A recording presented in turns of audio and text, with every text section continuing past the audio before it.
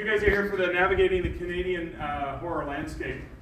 And my name is Mark Leslie, and I'm going to be moderating this panel, and hopefully I'll ask some questions that these brilliant folks are going to answer for you, talking about identity, folklore, talking about isolation and humor and landscape and survival and all the themes that these guys have written about. I tend to write true ghost stories as well as urban fantasy and horror. And I like to play off humor and horror. That's one of them. To my right is Nick Cutter or Craig Davison. Should I call you Craig or Nick? Okay. He explores literary and horror fiction. He blurs the boundary between realism and the grotesque. He's known for visceral, unflinching stories that combine survival horror and psychological dread. In books like The Troop, The Breach, and The Deep. Very Bentley Little style, right, with your titles? Yeah, I like that. Yeah. Plunge readers into isolation, body horror, and survival under the harshest conditions, and Little Heaven draws upon cults, wilderness terror, very Canadian, and supernatural evil. And then we actually have, I can call you Christian, C.O. Forrest as well. So he takes an exploration of horror of the mind, identity, and obsession into fresh nightmarish forms in books like The All Fall or Hope for the Harvest. Infested, is that the one you're propping up there? Infested? Right there, involves body horror, parasitic invasion, and a modern form of claustrophobia. And then The Roots Run Deep is one that channels weird and cosmic horror while putting everyday people in uncanny situations. And Marcus Hawk, in the end, writes psychological suspense and sci-fi. He pushes the boundaries by blending the aforementioned genres in novels.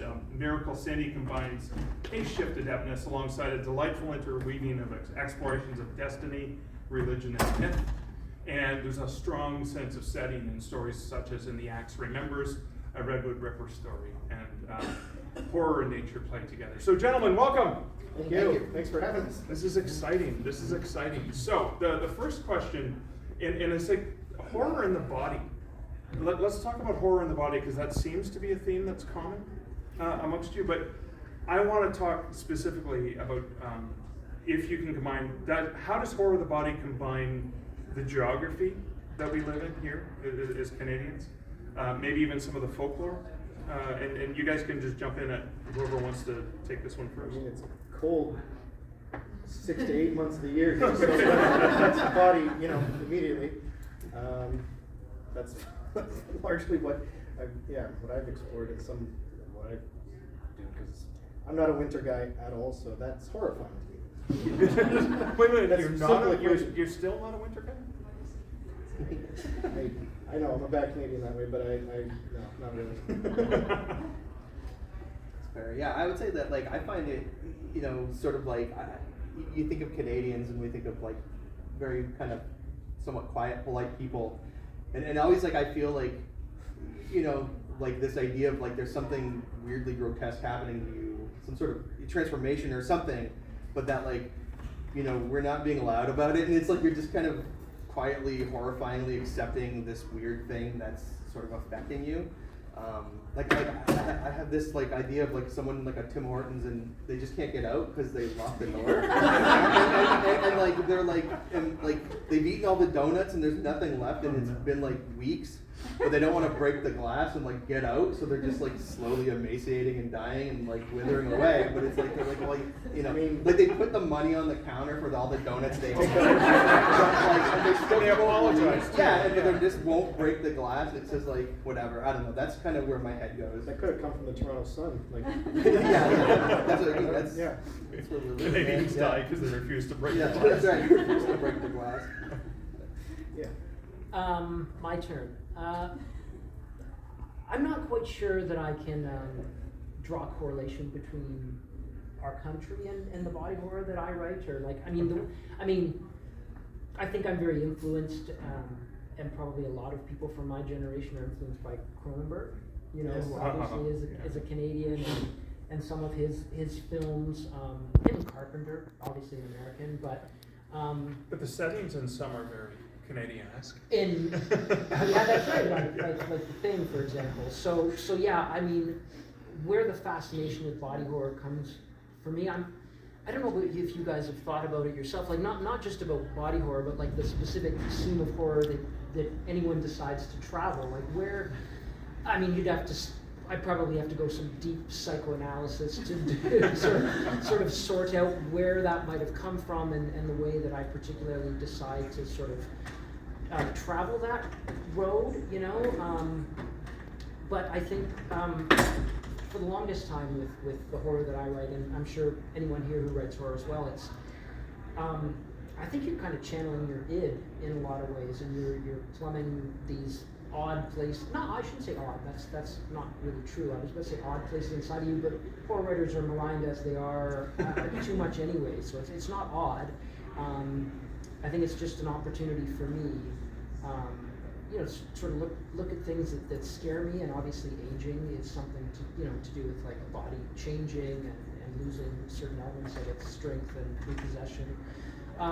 So yeah, I can speak about body horror, but sort of body horror as it relates to the Canadian landscape. That's a great confluence, but I can't find that connection point personally. Well, it's funny you should say that because you wrote a book that basically has those two exact things take place in it. I mean, Right. I still get squeamish thinking about some of what's in that.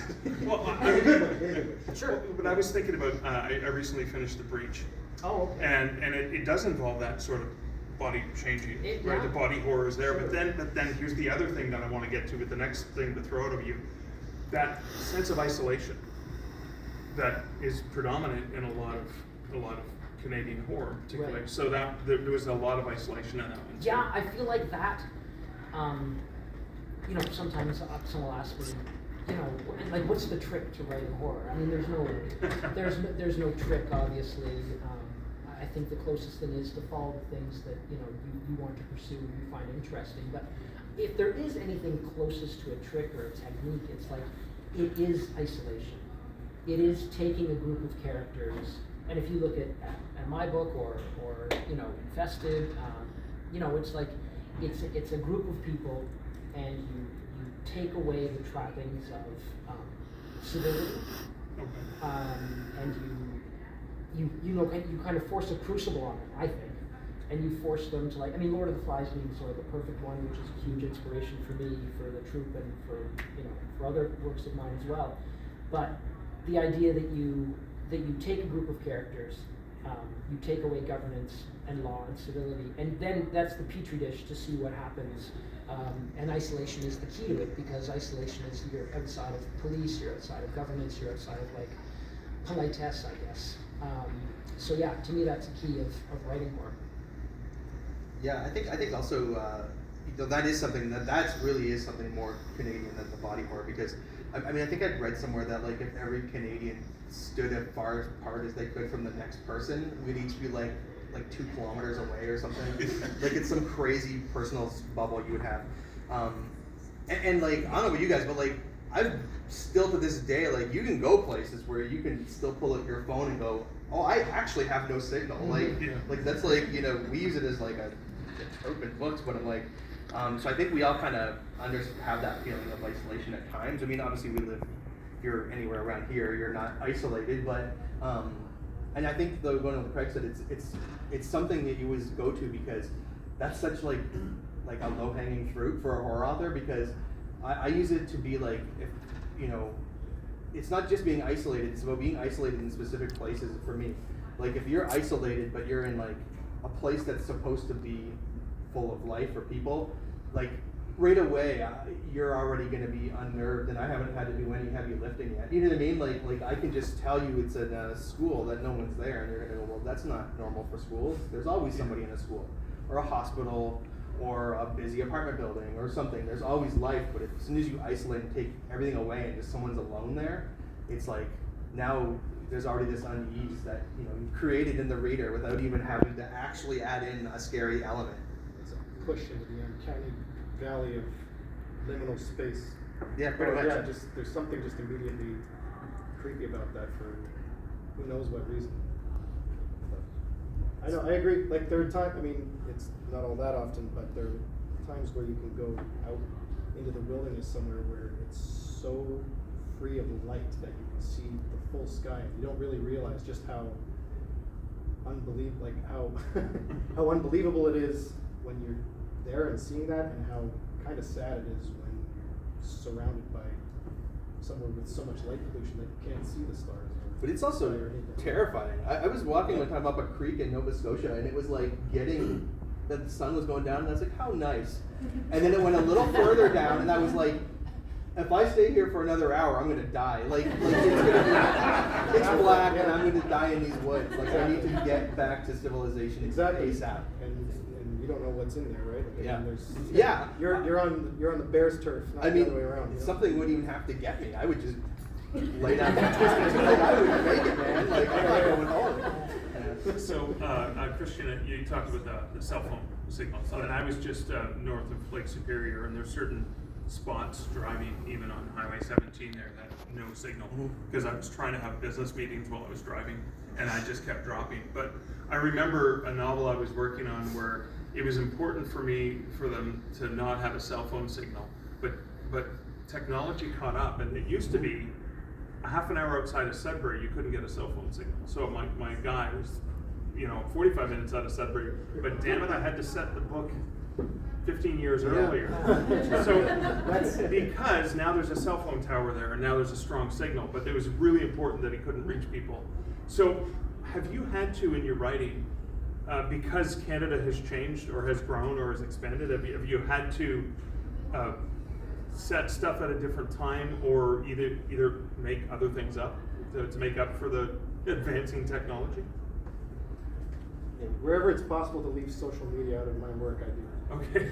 Is it because it might date it too much? You're like, oh, MySpace. Well, there's partially that. There's partially also just I don't want it. It's fine in some. It's horrific enough on its own. Yeah, right. So like in some cases it's fine, but at the same time I don't know. It's just. But I mean that is a good thing that you can do. I think like anytime you don't want to include that, just set it in 18th century or 19th century, something like that. Because that's a different type of isolation, but it's funny just how connected we can all be, yet still feel isolated, which seems like a bit of, it's a different type. It's not the physical type, it's like the psychological. Yeah. Yeah, no, I agree. It's like, for Infested, I had to actually have a workaround. I had to have a reason why they couldn't call, and it was like, it's stupid, but you do have to think of it. Like it's, even if you think of your favorite horror stories, movies, books, anything from before, it would be like, oh, this guy's killing me in my dreams, and it'd be like, blah, blah, blah, he's a dream demon. We have to do this and this and that. Moving over, you know what I mean? Like no way of getting rid of Freddy then. Right. It's like these things. So now it's like, yeah, okay. Why is nobody coming? Like, okay, there's a cell phone blocker. I don't even know what that is, but there's one that's blocking the cell phones. You know what I mean?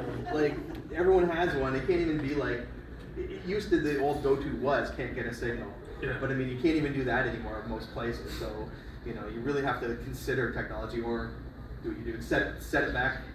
Go, well, for no reason at all. This is in 1986. but that alone is a big draw. Oh yeah. In the 80s. Oh yeah, right now that's all that. Oh yeah. Wait until we get to the 90s. 90s, yeah. Start, putting grunge in There you go. books again. But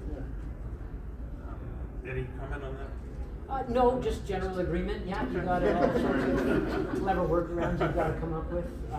Yeah. Okay. So John Carpenter was mentioned, U.S. Yeah. Lord of the Flies, UK.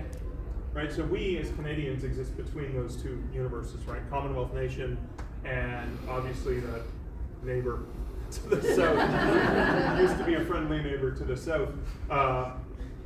So there's American horror, there's British horror, right? There's things coming. What is it that distinguishes Canadian horror? We may have mentioned some of them, but or is there anything specific about the stuff that you're writing that you can say, like, I'm defining my stories are different than British or Canadian or U.S. horror because of this? Well, so not in this one, but in When the Axe Remembers, it's set on Vancouver. It's a slasher set on Vancouver Island, and that's very much a part of the story because there's an eco aspect to it. It's also very isolated. That actually would have been a good one to have right now. So, Let's go get it. Yeah. Give me 1 second. No. You know, because it does involve a timber mill, and they're up on a mountain somewhere. So I mean, there would be a little bit of a spoiler. But let's just say trying to run doesn't always help, even if you succeed, because then you're out in the middle of friggin' nowhere, right? So I think that's just one way I can think of how it would really speak to how integral it is for the environment of the Canadian experience, if you will, to form a story. Yeah, I would say I don't go in trying to make something Canadian, or like I'm not really looking for things that I would say are like Canadian. It's more like I think in the fact that I am Canadian and that I'm writing like the Canadianness will come through just because I am, and like it's like, you know, I have the like I live here with everybody, and we all kind of have a, you know, as a country and as a people, we have kind of a shared mentality for the most part. And I think like that's how it comes through. Yeah, I wouldn't say that I necessarily go in looking how I can add in or like what is going to be Canadian about the story. It's just usually they're set here, but even then it's not like I'm trying to, unless it's important. It's just I hope it comes through, but it might not. I guess if you're not Canadian, you wouldn't know. But if you are, you might go like, hey, I know this guy, and this guy's talking about. I had people mention that too, like they love, like, I mean, so I actually did try to include some directly Canadian things in it, but just like, you know, a Tim Hortons ad, or, you know, threw an Oilers jersey on one character, and, you know, just things like that, which, yeah, again, anybody else might not get, or it might not actually mean something to them, but the people who do, they're like, this is great to see. Like, it's all things that we recognize, but not everybody else will. Right? Yeah, I think as in terms of our Canadian horror culture, I think we're still, you know, kind of a newer, say, than obviously than the pre-existing sort of horror history in the UK or even in America. So like I think we're still kind of we're influenced, I think, very much by those two cultures and their horror and elsewhere, and we're sort of building our own. I mean, I see myself as very influenced by, again, some of the people you already mentioned, obviously Stephen King, Lovecraft, you know, Poe, all like Americans, and I think over time we will obviously, and we're already establishing our own sort of literary hegemony and background, but it's I think we're just simply because we're a newer country, you know, we're sort of still coming forward. But one story I had is when I was writing when I was editing it, the editor, who was American, was like, you know, Craig, would it be okay if we like, I mean, it's just an island, right? Could we have it like set off the coast of Maine? And I said, no. And said, Craig, I know you've already said, you know, you already expressed your wishes to the editor, but we really think that in terms of sales in America, we would be better if this were an American set book. And then I'm like, geez, is this whole thing gonna unravel here if I anyways, if anyone's read the book, it's set in PI, so but so I think, you know, whatever, in our own ways as both Marcus and Christian said. And it wasn't that far away. No. I mean, technically. No, and obviously, and no one in America was like, I just don't get it. What's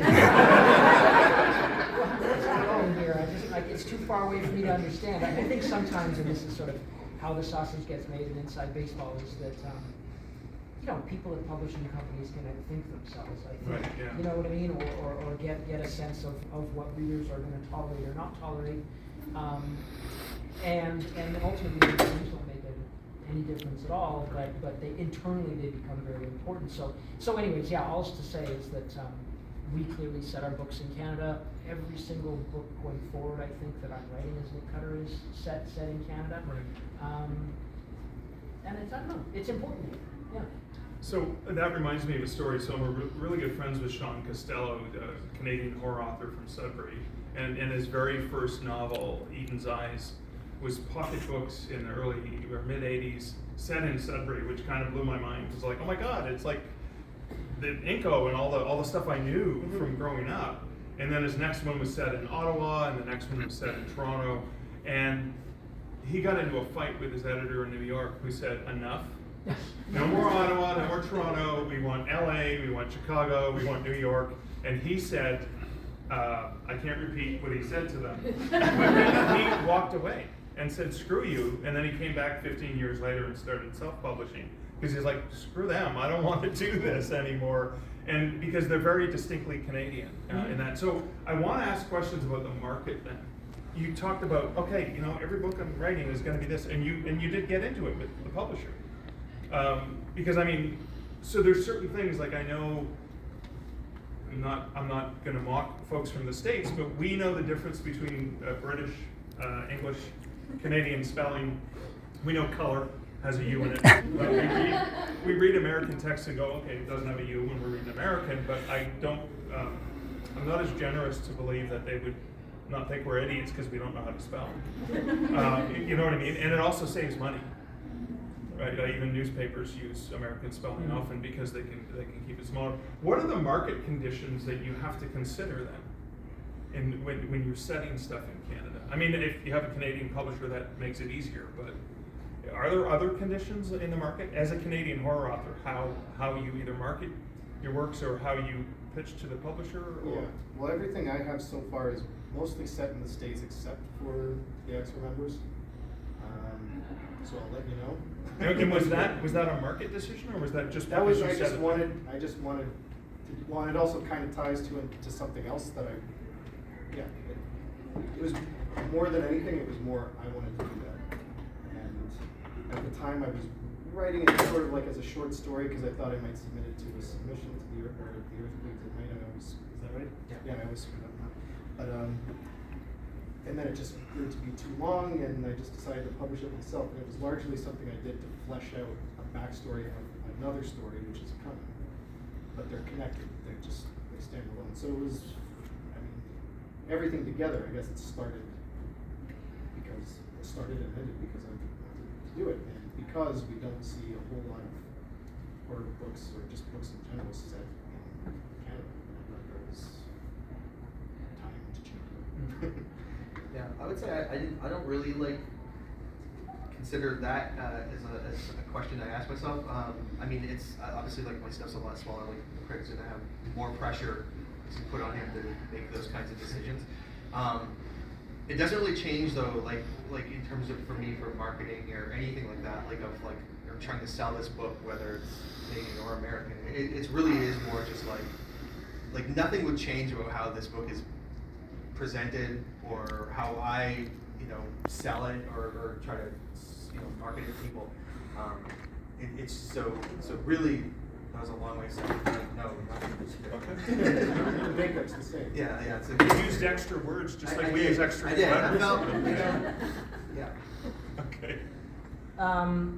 Yeah, I think my first book under my own name came out in 2005, and I came to understand sort of after that it kind of came at the tail end of a real big boom in Canadian literature abroad. Right. Joseph Boyden, preceding that there was obviously Atwood, Ondaatje, Mordecai Richler, Alice Munro, and all of those, when you look at them, a lot of those are Canadian set, like In the Skin of a Lion, set in Toronto. And actually a lot of horror elements in all of those authors you mentioned. Yeah, and even in maybe more of a more contemporaneous, Station 11, set in Toronto, God, yeah. right? Yeah. So I think a lot of it is publishers worry about something, and then either a writer sticks to their guns or they just unilaterally gets published anyways. It is successful. They say to themselves, okay, it's not that important, and the setting is not that important. I'm not sure if I don't know if anyone can think of a book that was corrupted because the setting. You know what I mean? It's like, ugh, it was an awesome book, but they set it in Omaha. I can't stand it. Well, I think it might have been their belief that the audience might not understand because it's so foreign. This Toronto is so guess foreign. maybe that's specifically, again, not that my experience speaks to it, but if I have gone to other countries with the book, like France, for example, they love foreign literature, and they love foreign writing. I think maybe it's more of maybe specifically an American thing where they're the only country, in my personal experience, that I've ever been asked to change anything on that level, because Right. it's like, no, it has to taste like as much like Like our a taste Big as Mac. right, Yeah. yeah. So, but again, the more successful books there are, they don't have a leg to stand on really. Right. So yeah. I know market condition wise, so I've done a lot of true ghost story books of Canadian settings on to make it global, because every other one was, okay, this is Hamilton, this is Sudbury. It was like this story, if it's too far away from the city, I couldn't include it. And so with hospitals, I'm like, yay, they're everywhere, I can do this. There was a real strong push to make about a third of it, if not more, Canadian. Like, so 33% of haunted hospitals is Canadian, 33% American, whatever. And I learned later, and I didn't know this when I was doing it, that one of the reasons I suspect they did it is because publishers get grants to publish Canadian writers. Some publishers get grants to publish Canadian writers, and then they get more money if it's about Canada or set in Canada. And I didn't realize that until I was like, oh, that's why they kept pushing. And so there was a thing I didn't even realize, that setting the stuff in Canada, and even with a new publisher, I'm working on Ghosts of the Great Lakes. And a lot of the focus will be on I can circumnavigate all of the states as well. There's one that doesn't even touch Canada. But I'm going to focus more on the Canadian because it's a Canadian publisher. So I want to have more of our stories to tell, because there doesn't seem to be as many. It's win-win-win. Is there very specific mythology, lore, indigenous, maybe even stuff that's been imported, because we are a country of people from all over the world, as well as people who were here before European settlers got here. Is there an element of drawing upon those traditions from Europe and other countries, or even from the folklore, that you, as you're writing or researching, you're like, oh, this is Canadian, or do you even pay attention to that? Not that I've employed yet, but I've learned of some things like certain Canadian cryptids like Ogopogo, and there was something that I really love to explore more of called the Toronto Tunnel Monster. The Toronto Tunnel Monster. Yeah. Not even nobody knows really what it was, but it was Crash something. Maybe, but yeah, something that was claimed to have lived in the tunnels of below Toronto, the sewers. And they speculate maybe it was like a chupacabra or something like that, but whatever the Canadian for chupacabra would be, ghost sucker, yeah, whatever.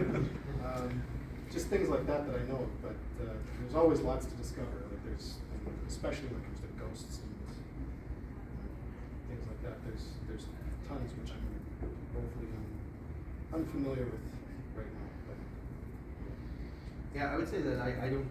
Obviously, there's a lot there, a lot of like folklore and history and things. But I haven't approached much myself in my writing. Part of it though too is trying not to. I don't want to necessarily be taking too much like indigenous culture or something. Being not an indigenous writer, really shouldn't probably using too much of this. I find with my own writing, it's nothing so specific. It's more just like like if there is any sort of reference to any sort of Canadian legend or folklore, it's very, very subtle. I will say I live in Windsor, and there's a thing called the Windsor hum, which in other words, it's a strange noise that comes from somewhere in Windsor that's been going for like 20 years and nobody knows where it comes from. get that at the truck stop. It's just like, yeah, that's right, yeah. It costs you about $20. So maybe that'll end up. So I've heard. Yeah. I can't follow that up. No, I agree with Christian in that there's lots of great Canadian writers, Indigenous writers, Sheridan Lyne or Watershade Rice, amongst others, who are sort of charting that I think territory really interestingly and engagingly. Elliot. Canadian? I'm scaring you, but I'm gonna have some fun. No, I don't know. Like, is that one who's like I forget. There's a I can't remember who said it. but it was basically make it dark, make it gut-wrenching, make it heartbreaking, but then tell a joke, you know what I mean? And I try to, even if I don't try, sometimes it just happens anyway. But yeah, I love anything like that. Like it's, you know, anytime you can work humor, I don't think there's ever a bad time for humor in horror, certainly when, if anyone's seen The Monkey, whether that's, I don't know that's true, but yeah, anytime horror and humor mesh, I feel it's a very easy direction.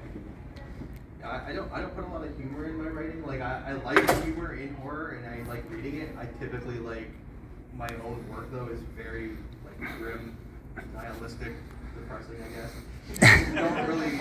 I do that too. Yeah, I just find like I don't think like I would be good at being funny in like a horror story, so I typically stay away. I try not to, but I do enjoy reading it. Yeah, my wife works at Sick Kids, and you know, it's amazing the sort of grim, gallowsy humor that they employ on the hospital floor to sort of just get by what is a really incredibly rough job. So I think that's, if I employ humor in my work, it's probably of that gallowsy type of variety, you know. But I also will say that you know, sometimes I'll be working, or I guess my wife will be down in the kitchen or whatever, and she'll hear me cackling like a lunatic upstairs somewhere. And if she would come up and say, what are you working on? I think probably that can be pinpointed to some of the most horrendous scenes I've ever written. Because, you know, because there is, humor is the same. Once you push a joke to a certain extent, it almost doesn't get funny, and then if you push it further, it gets funny again. And I think in the I tried to tell my wife that, but she didn't. Yeah, and sometimes that's the line that you're really navigating, that Andy Kaufman-esque, like, is this funny? What is happening here? But I think there are certain horror scenes where you're like, have you gone far enough? Probably. You go into that next level of like, now this is beyond the pale, and then you keep pushing past that, and then you know, if you're lucky, you get to some place where, you know, you've really broken a weird threshold, and it's become something interesting again, right? So I think in that way, whether that's humorous or not, but sometimes I think trying to light yourself by how far you can push a concept or push a given scene, and then be amazed that they'll publish it. You just described my experience reading Dead Inside by Chandler Morrison, because I was laughing at things in that book that should not have been funny. but they were. I remember meeting Patrick DeWitt. I was at the Killers. It was my first time there, and I was sitting at the table with him. He was nominated that year, and it was the Brothers Sisters, or the Sisters Brothers. I always get that backwards. And I you know, I was intimidated, and it was kind of like I didn't know what to say, and I was like, oh my God, I just finished your book last week. I laughed so much, and then I went, uh-oh. I was supposed to laugh, right? He was like, yes, it was dark humor. I was like, good, because I didn't want to insult you. But that was, because there was a lot of humor in the darkness for that. So have you ever written something, whether it's horror or whether it's humor, where you, either in a conversation with your editor, you decided to just not include that? I mean, I'm thinking Stephen King, the classic story of Pet Sematary, wrote this and is like, I can't publish this, it's too close to home, and then because of contractual obligations, take it out of the bin. You know, was there anything that you actually didn't make it because you realized you'd gone too far for horror or too far for the dark humor, maybe? Not for me. I usually say, if you think you've gone too far, you're on the right track. But oh, I like that. If you think you've gone too far, you're on the right track. Yeah, if it feels a little uncomfortable, it's probably best to keep in. Take one from that, but I don't know, not for me. I think that's where some of the best stuff, where you'll find some of the best stuff. When that comes to mind. I have a story, because I had, for Infested, I had written this book, and there was a subplot that, so the main character is a female main character, and there was a subplot that revolved heavily around domestic abuse.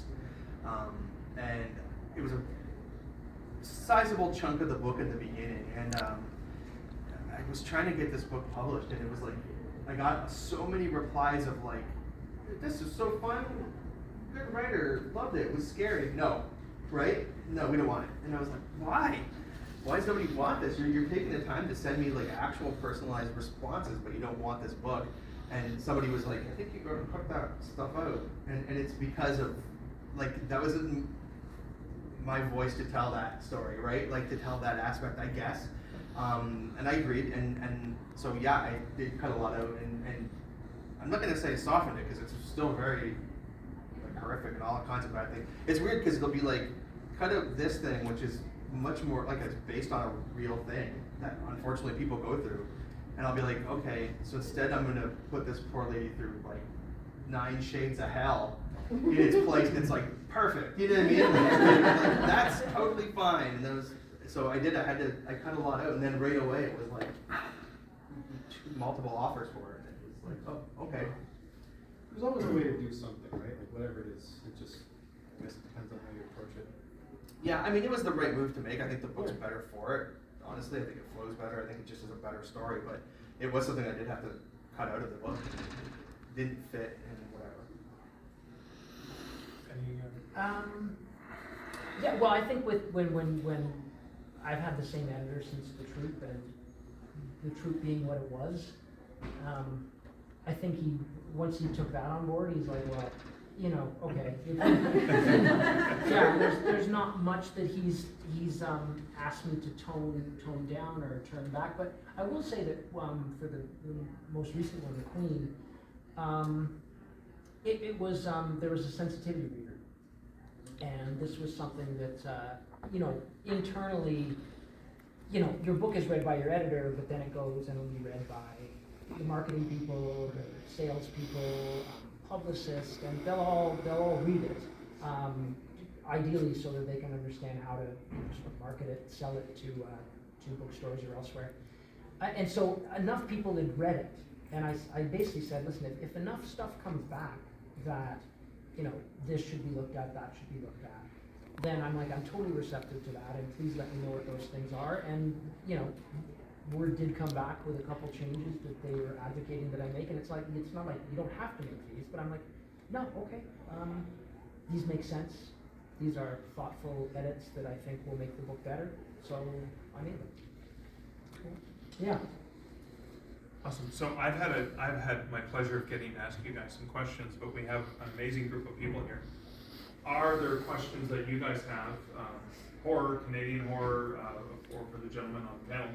Throw your hands up, and I will call upon you to ask the question. If not, I can still keep going with questions. So are there any questions from the crowd? All right, Gordon. And I was wondering, Craig, with your more extreme stuff, the Patrick with Stuka, Okay, do you yes. have any plans of still bringing any of that back, or is that all in the past? Patrick had to die so that Nick could live. Yeah, for anyone who doesn't know, I years ago wrote my first published work under a pen name, Patrick Stuka, and sold it to Necro Press, which is no longer around because the publisher sadly passed on. But he was like, Dave Barnett was truly one of the coolest. Like, he would send me royalties for like $7. Dave, just save. Well, I mean, yeah, it's nice of him, but like, you can save them up into a pile and send me a $13 check in 2 years. But he's like, no, man, I owe it to you, and I never got to meet him, but he was hugely influential and hugely. And I stupidly, I thought back then doing a pen name, I had to do all correspondence as that person, so I set up a Hotmail account as Patrick Stuka, and I was going back and forth with him, like, oh, thank you very much, and then he sent checks made out to Patrick Stuka, and I couldn't cash those. Which back when I was, 25, I'm like, I could really use this $300. So I eventually had to come clean with them. So no, great question, but I don't think Patrick's going to make a reappearance. Okay. Okay, an idea comes to mind for you.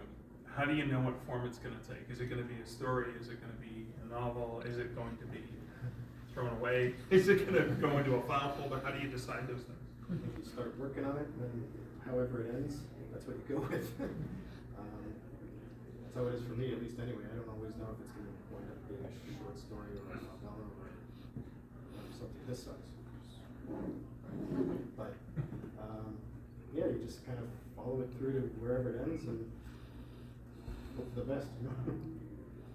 Yeah, I would say I'm kind of lucky in that when I come up with ideas for stories, they tend to appear, except for this one that was like a weird different thing, but they kind of appear somewhat fully formed in my head, like at least enough that I can kind of tell what it's going to be right away, if it's going to be a short story or a novella or a novel.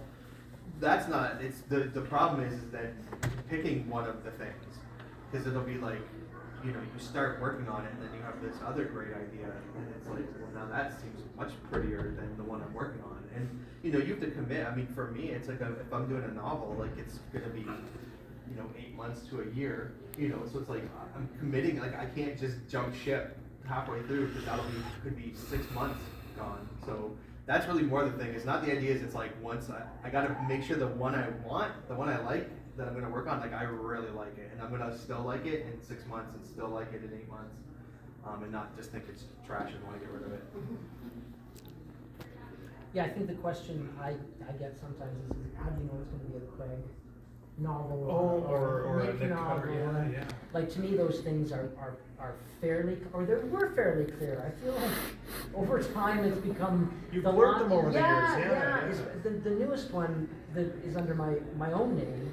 When I sent it to my editor, she was like, and again, we've worked on like the Saturday Night Ghost Club and Cataract City and Precious Cargo, a memoir I did, and like she sort of had a certain expectation of what she was going to get from me within a certain range, and she was like, what is this? I mean, hopefully not in a bad way, but sort of like, wow, this seems like you're really pulling from this other side, and I sort of had to grapple with that a little bit, that maybe, at least for that book especially, the line is not so clear. So yeah, but normally when I get an idea, it's very clearly, okay, you know, that has all sorts of horror trappings, versus this one, it doesn't really travel that type of you know, a line, and so that's a Craig book. So yeah, that's about the only thing I have to worry about. But I don't, you know, some people think like, one thing I used to worry about too is because I grew up loving genre, you know, horror. I'm sure everybody in this room, there's probably some part of their childhood or history that was fomented when they first read a Stephen King book or Clive Barker or Shirley Jackson or saw a horror movie, whatever it was. And then when I made this leap to horror, my biggest fear was that people would think that I wasn't truly invested in it. I was doing it because it's like popular genre, I can make a buck here. And so I guess even coming up with the pen name felt like, well, you're hiding behind something and you're not willing to ascribe your own self to this. And I don't want to belabor it because I've told this story before, but that was more like, again, a publishing thing. It's more like publishers seem to have this opinion that readers can't hold two things in their brain at the same time, that a given individual might want to, right, these things or those things, and like, no, you have to sort of divide the camps, and I did, but I immediately kind of regretted it, so, yeah. So that kind of leads to, we talked about some classic Canadian, and there's there's horror elements to it, like the blending of genres. You know, Margaret Atwood doesn't admit that she's written science fiction. Yeah, you know what I mean? But is there, but we know there's often stigmas that come in and out of horror as opposed to, but it's literary fiction and stuff like that. Is that something that you grapple with, or do you just go, no, we talked about that, which one's it going to be, but is that something that still gets its way into the writer's head? Like, you know, that voice that shouldn't be there maybe when you're writing? I see what you're saying, yeah. Not really, actually, yeah. I try to just let things be whatever they're going to be. I mean, if it feels like it's a mesh of a couple of things, it's a mesh of a couple of things, you know. And,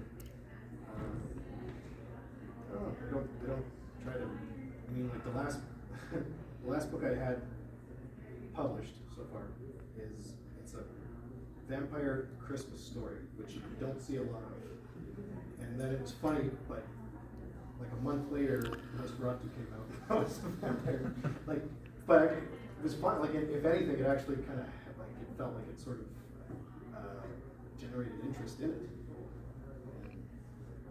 yeah, like it just I don't know. Sometimes you just I don't know, for some reason I wanted to do the two things, and it didn't even start out that way always. But I think at one point I just had like an image in my head. The main character walking sort of down the street with like the top hat and like snow blowing the the cape and whatnot. I thought that's basically everything for Scrooge. So just kind of set it at Christmas, and it worked very well for me. I don't know.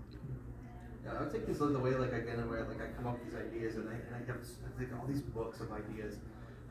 Like I got a story for every genre. I swear to God, one day like you're gonna get like a crime thing, like I've written just like a fiction novel, which eventually, science fiction. Like I love everything. I read everything. I mean, I don't write what I. No, but so I feel like, but it's always like very, like they're in their categories already. Like I don't. It's not like I started something and go like, what could this be? You know what I mean? It's like no, this is horror when I started. It's like if I'm writing this is just fiction and this is whatever this is. Because I think, I can kind of picture them in my head, like this complete thing. So I already know what label it has.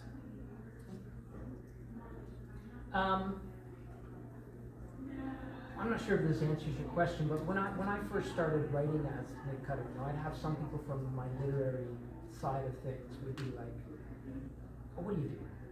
Like, why are you doing that? Like, you're gonna, like, some people even in the publishing firm, like, you're gonna wreck your name or whatever. And I was like, kind of like, fuck off.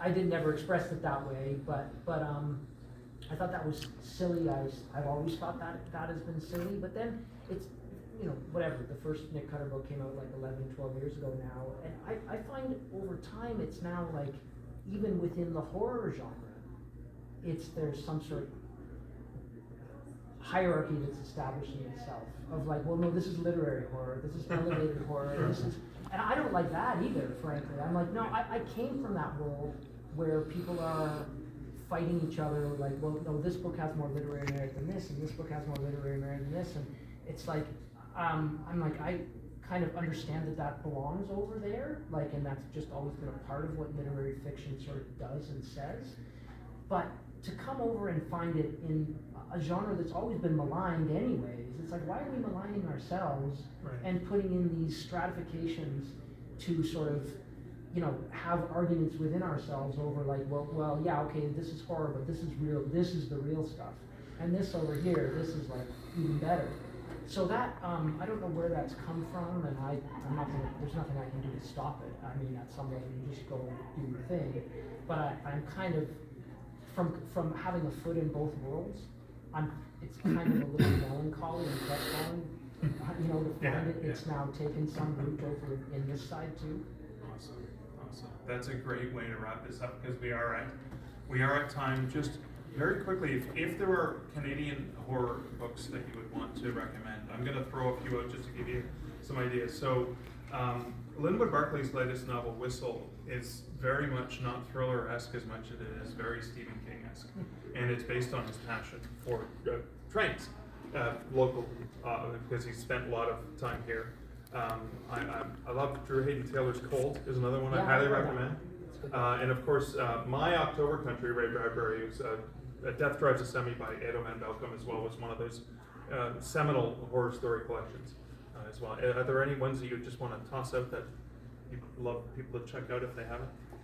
I mean, the two that would come first to mind are by two of the people sitting here. Well, there you go. The Troop by Nick Cutter and We All Fall Before the Harvest by Tim Forrest. Beautiful. And it's are they here today? Yeah. Do they sign books? It's not planned, but those are just those are two of probably the first. And We All Fall. That wasn't set in Canada, but it was. Or you said it was like unknown, left general enough to city, yeah. So, but I mean, it's still it's a brilliant piece of writing. Yeah. Give me some money here. I always always shout out Michael Slade. If Oh, yes. Yeah, there's a book called Ghoul that's by Michael yes. Slade that is a freaking masterpiece. It's actually the second book in the series, but you don't really need to read the first book. It's so good. I love it so much. And that's the pen name for two different. It was four guys. Yeah. It was four guys. Oh, wow. Four lawyers wrote under one Yeah, pen name. under Michael Slade, yeah. Michael Slade, Andrew Piper, basically. Oh my God, of course, yeah, Andrew Piper. So, Yes, yeah. yeah, Exiles comes out this week. yeah, I just got a Oh. great review in the New York Times Oh. today, so good for him. Gentlemen, thank you so much. Thanks, Thank you.